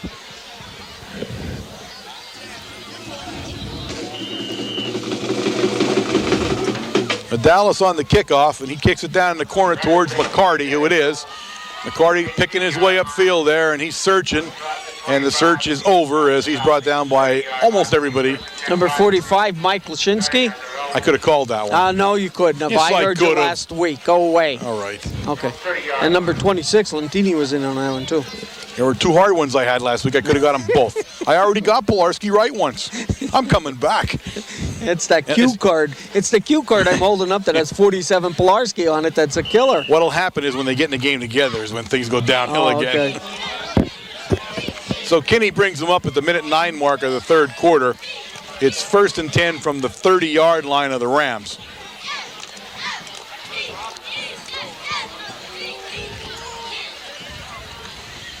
Kinney's going to pass. A lot of time. Looks downfield, and he's got 81, Worrell, in the middle of the field. Worrell was wide open. We forgot to cover him. Whoever that was a blown assignment. The Rams are now over midfield at the Mount Carmel area 44-yard line. That was a nice pass. That was a very good pass. He sat back in the pocket. He did have a little bit of pressure on him and looked over all the receivers and made a very nice throw. I'll tell you what, I told you right at the beginning when that first pass that he had thrown down the field that it was a nice pass. You know, usually a sophomore, you know, you get those lame ducks, those wounded ducks and everything else, and he's really throwing some nice passes. Yeah, some new people in the lineup from Mount Carmel area. We'll get to them as soon as we can. Kenny brings him up, and he's going to pass one of those quickies. He takes it himself. Nice play by Kenny as he gets it down to about the 39-yard line of the Red Tornadoes. And the Rams have now made their deepest penetration of the night here in the waning seconds of the third period as Kenny on a nice play, although Kenny is hurt. And, of course, you remember Kenny is the fill-in quarterback, and Kenny is not going to be able to continue. They're going to call timeout. I'm not sure if Wyalusing called it or if the referee did, but Kenny limping noticeably, and I think he's trying to say, I'll stay in the game, but I think Coach Raffin's saying, I'm not sure. We'll see where this goes. Now, number 58, Steve Polifka. We knew Steve was injured there a couple weeks ago. He's back now at full strength. Number 58, Steve Polifka. Number 56, Eric Beaver, also playing in the tackle position. So it's the end of the third period here, and of course that's a good time for that to happen for the Rams as Kenny continues to limp. He needs all the time he can get to shake that injury off. It looks like an ankle injury, so with the beginning of the fourth quarter upon us, please stay tuned for these messages. Now we're back here to start the fourth quarter now as the Rams at the Mount Carmel area 44-yard line where they have made their best move so far offensively of the night. We'll see if they can continue it. Kinney continues to stay at quarterback and not limping nearly as noticeably as he was before the quarter ended. So he'll continue to lead the Rams. A long count here. And he goes back to pass. It's a shovel pass, and Pilarski. No. Oh. It was Lashinsky. number 45, Lashinsky. That's it. I'm done with it. You're done. I am done. Makes a beautiful hit from his linebacker position on that shovel pass. I'm fried. I thought I had it for sure. No. They're both in the game. That's what happened. We're picking up a lot harder as we start this fourth period of play, and I'm as confused as always. Number 59, Nick Bierster in at the left tackle position also. Steve Polifka usually plays the tackle. He's in the defensive end. Kenny's going to go back to pass. He has a lot of time. Looks over the middle. He's got Cobb down there, and Cobb's going to pick the first down up as he's going to go down to about we'll see where he goes. He's about the Mount Carmel area 39, where it's going to be 1st and 10 for the Rams. One of their deepest penetrations for the whole game. It is their deepest. They haven't been this close. Last time they were this close, they were warming up. Oh, that's... Well, it's the truth. The rain now coming down harder, as I said. It's more steady now, and everybody's trying to get whatever rain gear they brought with them on here. As Kenny gets him up to the line of scrimmage and has a head of steam with him. Again, back to pass. The sophomore has looked very good in the passing department, and he's got Worrell down there. The ball gets loose, but it's going to be by contact, so the ball will sit down there, and he's down to the 30-yard line. That's about a 9-yard pickup. And that is a first down. It's a first down, a 10-yard pickup. So the Rams continue to push Mount Carmel area here as they desperately are trying to get something on the board as they are behind at the 10:26 mark, 34-0. And Kenny looks good. I'm impressed with the sophomore quarterback. He looks very good. Good arm.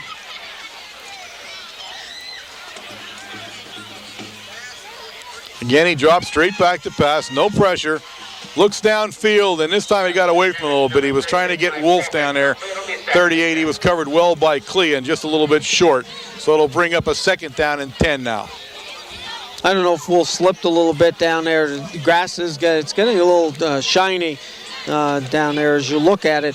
But he did try to hook and come back a little bit, and the ball was thrown behind him. And the Rams now passing on most downs here and have had some success here as the fourth period gets rolling.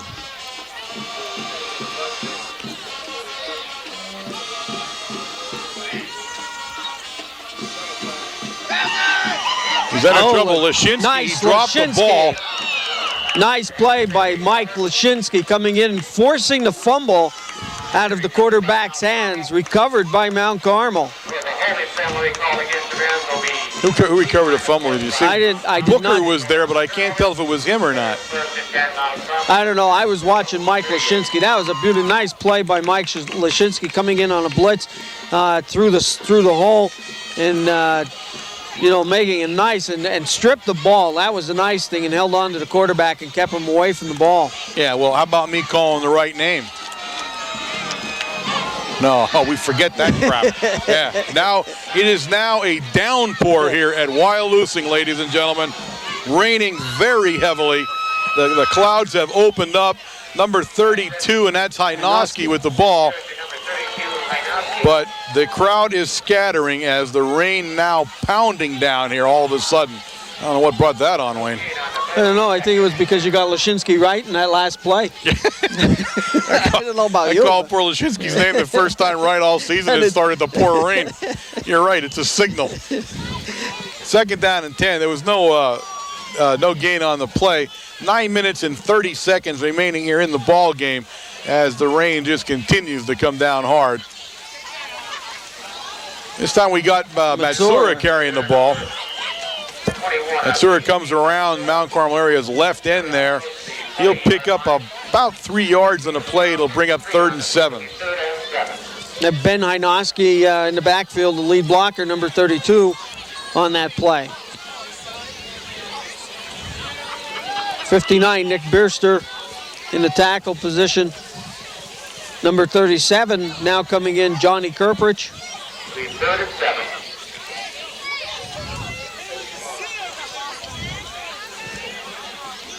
Time continuing to tick there. You got Hynoski and Brown in the lineup. Shinsky back to pass, and he's in trouble immediately. That's number 73 for the Rams. You have my program. Oh, I'm sorry. So 73, that's big Bill Johnson for the Rams, and it brings up 4th down, and the Red Tornadoes will be forced to kick. I don't think we've done that at all in the second half here. No, not in the second half. Gives me a second to tell you who actually makes this. You can watch this kick as it goes, but the people who make this whole thing possible, again, are cable grips are Erica Goodlunas tonight. The field camera is Joe McGinley, Krista Petroskevich, and Jorge Perez Gavleon. Main camera, Amy Hampton. Instant replay, Paul Walters. And master control, Joe Gushin. So those folks, of course, Dave McPhee, who goes without saying anymore after putting this thing together as many times as he has. But Dave is the guy that holds this whole thing together. But those people I just mentioned are truly the unsung heroes. And it is a shame that you have to look at us when you could be looking at them, because they really do all the work. And my hat's off to them every time I talk about them. Well, you got those guys right. How about that one? You know why, though? It's true, because they don't have any numbers, though.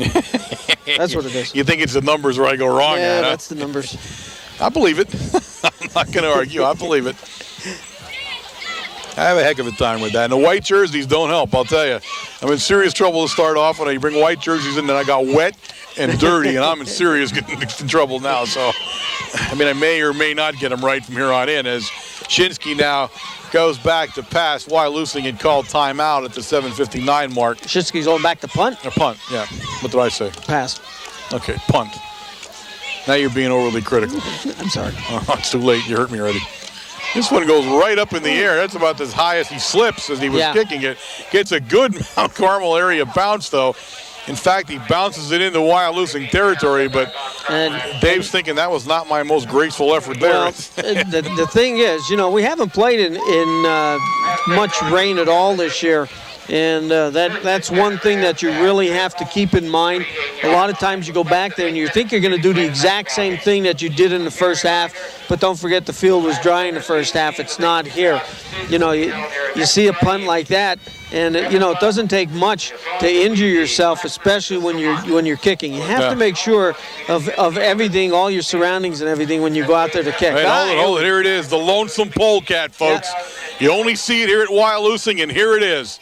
McKinney on the ball. He pitches to Wolf. And the lonesome polecat has shown back up again at Peterson Stadium. A little late, though. I think maybe they could have ran that a little bit earlier in the third quarter. And looked like we're going to stay with this play. Coach Raffin just enjoys the crap out of this play. We've seen this how many times in that district playoff game, and here they are again. I think it's coming over to number 32 this time. Look at it. They're looking. Kinney running the lonesome polecat. Ooh, almost. Lonesome polecat was in trouble there. Well, you know what the problem is? Again, the ball slipped. He tried to throw it. He was throwing a little short pass over the line of scrimmage about 5 yards down, and the ball slipped out of his hands. Unfortunately, Vincey almost intercepted that. It showed the speed that he has getting in there. Now we're gonna do this from the other side. Now we're versatile enough here. They're gonna do it from either side as they line up at 2nd and 10, and McKinney looks over and he tries to get it to Wolf, but Mount Carmel area, unlike last year, getting a lot more pressure on the quarterback. And Kinney having a little trouble there as he got rushed by 2 guys. It's 3rd and 10 now for the Rams, as this may be the only time this season, unless we played them again, you'll see the old lonesome polecat. It's not a play you run very often in high school football, folks. And you talk about some pressure from Vince Senchak and Cuff. I don't know if I'd want them chasing me around with nobody in front of me to block. You know what I mean? And I don't blame him for Kinney for throwing the ball like he did. I agree. Rain continuing to fall hard here as Kinney gets him lined up and under pressure almost immediately. And this time he's going down. Yep. You got Matsura and Cuff, and they put Kinney down for a big loss on the play. Yeah, see, Coach doesn't realize that we had looked at the films. Coach had told us that we had looked at the films of last year and had actually practiced. We knew we were going to see this, and we practiced it all week long, Tuesday, Wednesday, and Thursday. just to make sure that everybody was in the correct position. So the Rams are forced to punt. There's 6 minutes and 44 seconds remaining in the ball game as Worrell, 81, gets into punt formation for the Rams. I don't know if I would have punted now or not, Wayne, being so far behind, but they do. Ball's going to hit short and bounce, a good Wyalusing bounce. They'll down it down around the 19. You're talking 5 scores there, Warren, in 6 minutes and 28 seconds. So they're not going to. They have to realize that nothing's going to come about here.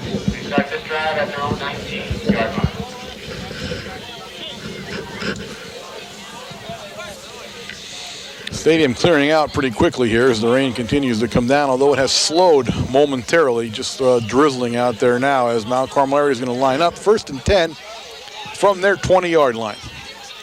The score, Mount Carmel area 34, the Wyalusing Rams 0.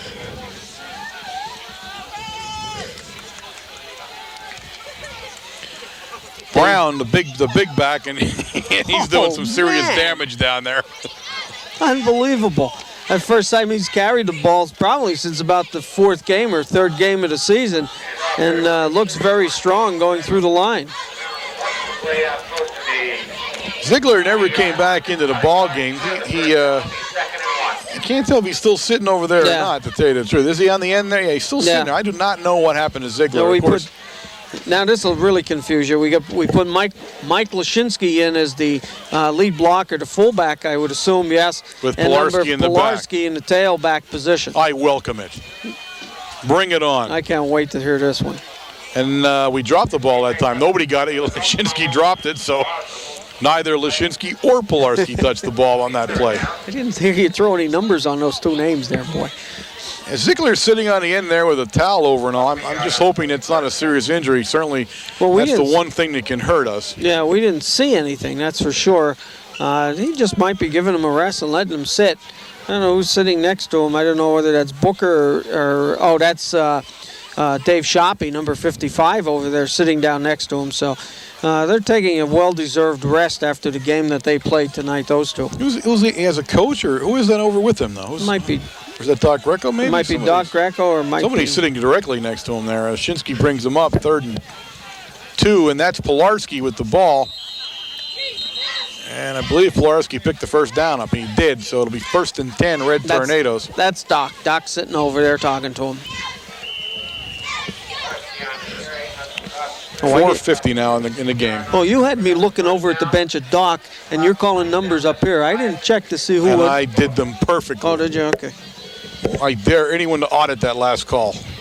I'll have to watch the replay on, or watch the game. And I think I can admit this to you. I'm doing it with my eyes closed now. I'm not even looking. I'm doing it all by sound. I thought you were doing that the whole game. Pilarski with the ball in back of Lashinsky. Pilarski will be brought down for a little gain. Clock continues to tick away as the game has slipped away from the Rams here in a key District 4 matchup. Mount Carmel area now needs to take care of business next week. And, of course, the Rams have a big game with the Black Knights of Towanda. I'll tell you what, the nice thing here, while we're bringing in number 3, Johnny Dara now comes in as the quarterback. But we pretty much have a nice, our first team offensive line still in there, some of them. Pitch back to Hynoski. Hynoski keeps moving there. He's brought down McCarty, actually, and Wolf. Wolf made the initial hit. Wolf had a nice game defensively. That's number 38, Wolf, as compared to Jim Wolf as compared to Bill Wolf. Mike? No. No? No. Okay. I'm sorry. Yeah, Mike. Thank you. All right. Big deal. Mike Wolf is 38. 32 is Bill Wolf. And Frank Wolf is 79 and a half.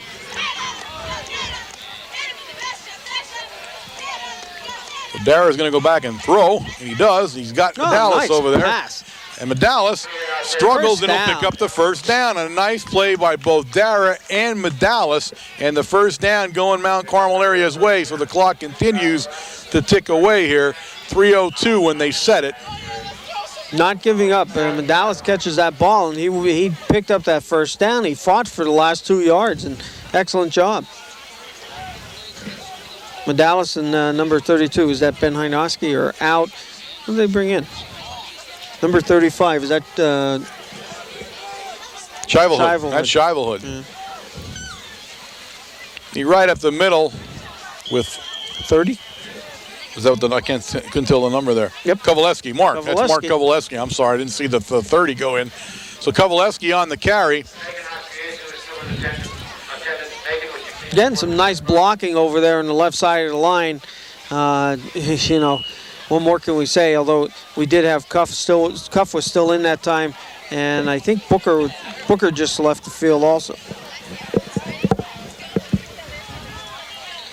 A lot of new faces in the lineup as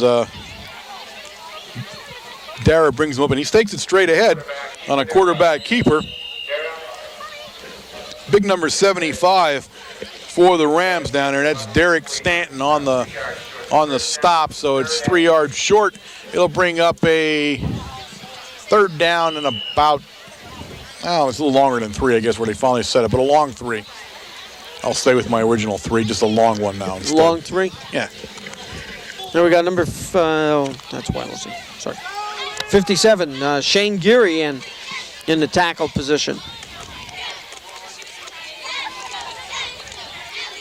Pitch out, down to Kovaleski, and he's going to be brought down almost immediately as he gets to the sideline. I'll bring up a 4th down for the Red Tornadoes at the minute 16 mark of the ball game, and they will go back into punt formation. Gary went into the guard position. Number 63, Tom Bagashinsky, came into that tackle position.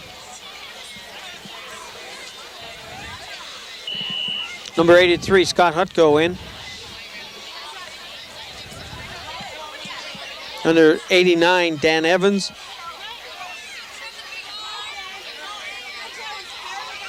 And we were kind of short a guy there, but we're going to be okay. They'll throw the flag instantly. What a kick by nice Dara as kick by McCarty takes it. McCarty faked the handoff and kept it. He's down along the sidelines, and he's got a head of steam there, but Dara will take him out of bounds along with Lashinsky, number 45. Mike Lashinsky is having an excellent game in this second half here.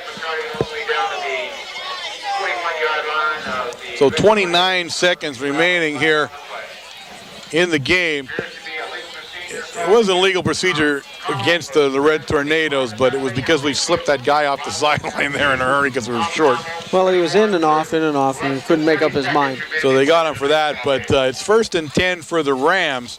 And Mount Carmel area has called timeout, and I'm not sure if they just couldn't figure out who was supposed to be in or not as they line that group up down there. So no, he probably wants to give somebody some extra, a quarter, get them in, and somebody that hasn't been on the field yet tonight. And one thing I will say is that, and this will always amaze me, why are the Rams, it's 34-0, it's 29 seconds left in the game, why have the Rams not put someone else into the ball game? And there hasn't been anybody there. They did not put anybody else in. There's no new uniforms out there. I will always question the coach's ideas there. I mean, are we trying to score the last 6 points of the game, which is meaningless? It doesn't count for anything. You should be playing some of your younger people now, get them some experience, and that's how you build a future. Number 67, Jason Dillo's in. Number 77, Joe Tom Cabbage. 64, Jared Smith.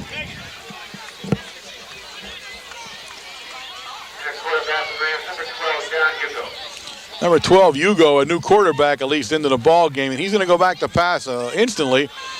He looks around there for Grider, who's supposed to throw it downfield, and he does, and he throws it to, I don't know who it is yet. I'll tell you in a minute. He throws it right in the direction, and it's intercepted by number 35, and that's Shivelhood. Yep. Shivelhood on the interception for the Red Tornadoes, and a nice play by him as he dropped back and saw it was what was supposedly a halfback option is what they were aiming for, but he had a lot of pressure on him, and Grider also had a lot of pressure, so the ball goes in for an interception, and there are now 18 seconds remaining here in the ball game, and Red Tornadoes have the ball, and they will run the clock out. Again, I want to say thank you to the people here at Wyalusing. They're a great crowd, great football crowd, very cordial, very nice to us as we are in the stands when we come up here. But it's been a nice night for us. Of course, they had expected better as they will fall now to 7-2. Mount Carmel area will advance to 9-0, and of course, 2 nights from tonight, when you're watching this broadcast, they will entertain one of the best football teams on the east of Pennsylvania, and that's the Selinsgrove Seals as they come into the Silver Bowl for a big matchup. And of course, a little bit of a grudge match for the Big Red as they lost to the Seals back at Seals Stadium last year. So all of the things are set. It will be a big game as far as home field advantage, Wayne. There are a lot of things riding on it as we look towards the Seals, the Rams, and there's a very good chance we will see the Rams again, either up here or at home. But we may see this green and gold team again, so we'll see how that plays out on Friday. For us, a good football game, did all the things we wanted to do.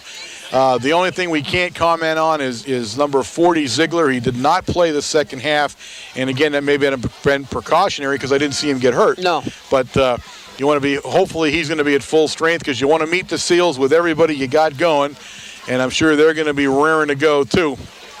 But all in all, a good football game up here after a long ride, and it's a long ride back. But it's a good ride because you won the game. Always better when you win, you're right. So until Friday night, when, of course, the big game with the Seals, we'll be there. We hope you are there.